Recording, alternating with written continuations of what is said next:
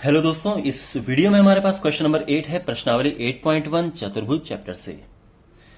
यहां पे एबीसीडी एक आयत है जिसका विकर्ण एसी एंगल ए और एंगल सी को समद्विभाजित करता है। हमें सिद्ध करना है कि एबीसीडी एक स्क्वायर है। देखो, मैंने आपको पिछली वीडियोज में भी बताया है कि जो आकृति जो डायग्राम प्रूव करने को आता है हम वही बनाते हैं। तो एबीसीडी आप हमें सिद्ध करना है कि एक स्क्वायर है, तो इसको स्क्वायर का ही शेप दे दो। ठीक है, लेकिन माइंड में रखना क्वेश्चन में क्या लिखा है कि यह एक आयत है। तो आयत में क्या होता है? देखो, आयत में होता है कि इसकी आमने सामने की भुजाएं बराबर होती हैं। तो ये और ये आपस में बराबर हैं, ये और ये आपस में बराबर हैं। ठीक है, क्वेश्चन में एक और लिखा है कि जो एसी है वो इस कोण को समद्विभाजित करता है। यानी ये हमें पता है कि ये कोण और ये कोण आपस में बराबर है। अगर मैं इसको एंगल 1 नाम दूं, इसको एंगल 2 नाम दूं, तो यहां पर ये क्वेश्चन में ही दिया है। देखो क्या क्या दिया है। एक तो है कि एबीसीडी आयत है। तो आयत होने से क्या होगा कि AB बराबर DC आ जाएगा। ठीक है, DC लिखो या CD लिख दो। ठीक है, AB बराबर CD और ये AD बराबर BC आ जाएगा। ठीक है ना। तो ये और ये आपस में बराबर है, ये और ये बराबर है। ये आयत में होता है, साथ में एक कोण 90 अंश का भी होता है। हमें प्रूफ करना है स्क्वायर। देखो, अभी तक तो केवल क्वेश्चन ही मैं समझा रहा हूं। इसमें साथ में ये भी दिया है कि एंगल 1 और एंगल 2 बराबर हैं और ये भी आपस में बराबर है। ठीक है ना। ये एंगल 3 है, ये एंगल 4 है। तो एंगल 3 एंगल 4 ये भी बराबर है। ये भी क्वेश्चन में दिया है कि जो एसी है, विकर्ण एसी है, वो इस कोण को 2 बराबर हिस्सों में बांटता है और इस कोण को भी बांटता है। तो इसीलिए ये और ये बराबर हो गए, ये और ये बराबर हो गए। अभी तक मैंने आपको केवल क्वेश्चन समझाया है। अब माय डियर, हमें प्रूव करना है कि यह एक वर्ग है। ध्यान रखना, हमें जो भी फिगर, जो भी आकृति, जो भी शेप प्रूव करनी होती है उसकी डेफिनेशन आपको पता होनी चाहिए। तो हम ये लिख देंगे कि वर्ग जो है, वर्ग एक ऐसा आयत है जिसकी चारों भुजाएं बराबर होती हैं।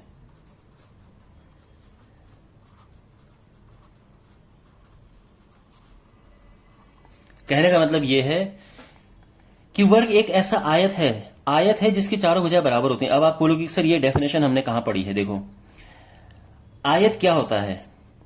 आयत एक समांतर चतुर्भुज होता है और जिसमें एक कोण 90 अंश का होता है। ये एक आयत की परिभाषा है। ठीक है ना। उसमें आप थोड़ा सा आगे कर दो और चारों भुजाएं बराबर कर दो तो वो एक वर्ग बन जाएगा। तो बेसिकली हमारा काम यह है कि इसकी चारों भुजाएं बराबर प्रूव करने और हमारा आंसर आ जाएगा। बस ये हमें करना है। अंडरस्टैंड? तो अब ये चारों साइड कैसे इक्वल प्रूव करें? तो देखो, ये और ये बराबर है, ये और ये बराबर है, क्वेश्चन में दिया था। अब देखो, आप जानते हैं कि AB और DC आपस में क्या है? AB और DC ये समांतर हैं, पैरेलल हैं। और पैरेलल अगर ये हैं तो ये और ये कोण बराबर होंगे। Angle 2 is equal to angle 3। क्यों? क्योंकि ये एक तिर्यक रेखा है और ये एकांतर अंतः कोण होंगे।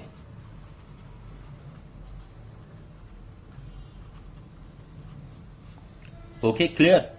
इसी प्रकार से AD और BC समांतर हैं।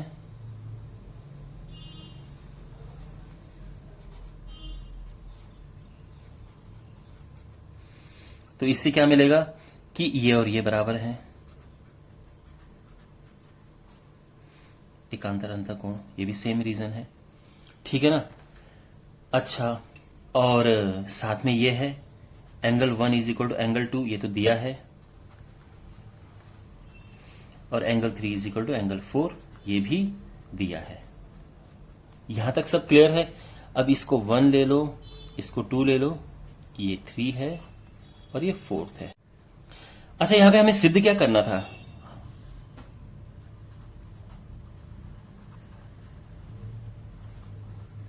सिद्ध करना है कि एक वर्ग है, यानी इसकी चारों भुजाएं बराबर है। A B is equal to B C is equal to C D is equal to A D, इसकी चारों भुजाएं बराबर हैं, ये हमें सिद्ध करना है। ठीक है, यानी ये और ये बराबर हैं। कैसे? अब देखो, अगर ये कोण बराबर हो गए तो ये भुजाएं भी बराबर हो जाएंगी, क्योंकि समद्विबाहु त्रिभुज बन जाएगा। इसी प्रकार से अगर ये कोण बराबर हो गए तो ये और ये भी बराबर हो जाएंगे।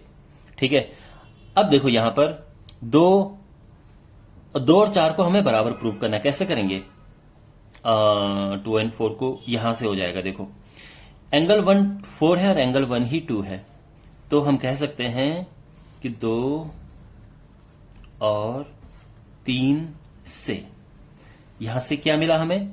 देखो, ये एंगल 1 4 है और एंगल 1 ही 2 है, तो एंगल 2 बराबर एंगल 4 हो जाएगा। भाई लेफ्ट हैंड साइड इक्वल है तो राइट हैंड साइड भी इक्वल होगी, तो ये angle 2 is equal to angle 4 आ जाएगा। ठीक है, और इससे क्या होगा कि ए बी बराबर हो जाएगा बी सी के, ये और ये बराबर हो जाएंगे। क्यों? क्योंकि ये समद्विबाहु त्रिभुज है।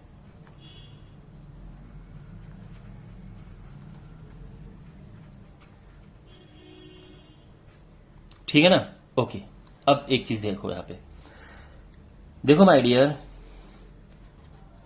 ए बी बराबर बी सी है, अभी हमने प्रूव किया है। ए बी बराबर सी डी है, ये क्वेश्चन में ही दिया है। और ए डी बराबर बी सी है, ये भी क्वेश्चन में दिया है। अब इन चारों को कंबाइन करेंगे तो क्या हो जाएगा? देखो, ए बी बराबर बी सी बराबर, देखो ए बी बराबर बी सी है और ए बी बराबर सी डी भी है, तो मैं यहीं पे सी डी लिख देता हूं। ठीक है, और बी सी के बराबर ए डी भी है, तो यहां पे मैं ए डी भी लिख देता हूं। तो देखो चारों बराबर हो गए, तो आप कह सकते हैं कि इसीलिए, अब क्योंकि चारों साइड बराबर हैं, इसीलिए हम कह सकते हैं कि ये एक क्या है? एक वर्ग है, एक स्क्वायर है। क्लियर हो गया? ये देखो, आपको हो सकता है कि ये डिफिकल्ट लगा होगा, but it is actually very easy. हमारे पास ये पता था कि ये और ये बराबर हैं, ये और ये बराबर हैं, और साथ में ये भी पता था कि ये आपस में बराबर हैं, ये बराबर हैं, इनको लिख दिया एक साथ। और अब देखो, हमारा मकसद क्या था कि हमें इन दोनों एंगल्स को इक्वल लेके आना था, और वो हम लेके आ गए। तो इतना मुश्किल है नहीं, बहुत सिंपल था। अब इसका जो सेकंड पार्ट है उसमें है कि ये जो डायगोनल बीडी है, ये इसको 2 बराबर हिस्सों में बांटता है और इसको भी 2 बराबर हिस्सों में बांटता है। तो ये प्रूव करना है। देखो, अगर मैं इसको एंगल 5 नाम दूं, इसको एंगल 6 नाम दूं, ये एंगल 7 है और ये एंगल 8 है। ठीक है, तो कैसे हो? देखो, यहां पे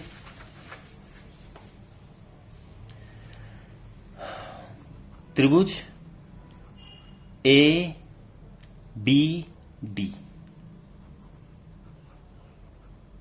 में, ए बी डी में क्या है? ए बी बराबर है ए डी के। आप समझ रहे हैं? इस त्रिभुज में देखो तो ये बराबर है। क्यों बराबर है? क्योंकि अभी हमने प्रूव किया है। तो इससे क्या होगा कि ये भुजाएं बराबर हैं, तो समद्विबाहु त्रिभुज हो जाएगा, इसलिए ये कोण भी बराबर होंगे। तो एंगल 5 और एंगल 7 इक्वल हैं, अभी कोई प्रॉब्लम नहीं है। अब इसी तरह से हम देखेंगे त्रिभुज इसमें सी बी डी, यहां पर बी सी बराबर सी डी है, तो इससे क्या होगा कि इनके आमने सामने के कोण भी बराबर होंगे। Angle 6 is equal to angle 8। इतना क्लियर है? अब इसके बाद यहां पर आप देखेंगे कि ये भुजाएं आपस में समांतर हैं,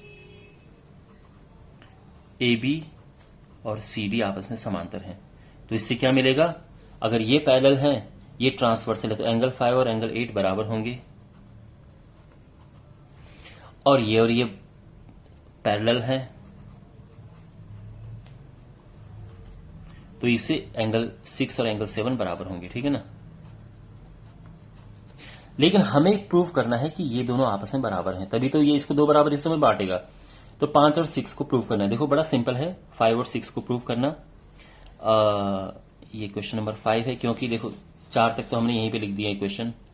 तो 5 6 7 8। तो हम लिखेंगे, देखो 5 और 6 को प्रूव करना बड़ा इक्वल प्रूव करना इजी है, वो यहां से भी देख सकते हैं। देखो राइट हैंड साइड में दोनों 8 8 है, तो लेफ्ट हैंड साइड वाले इक्वल हो जाएंगे।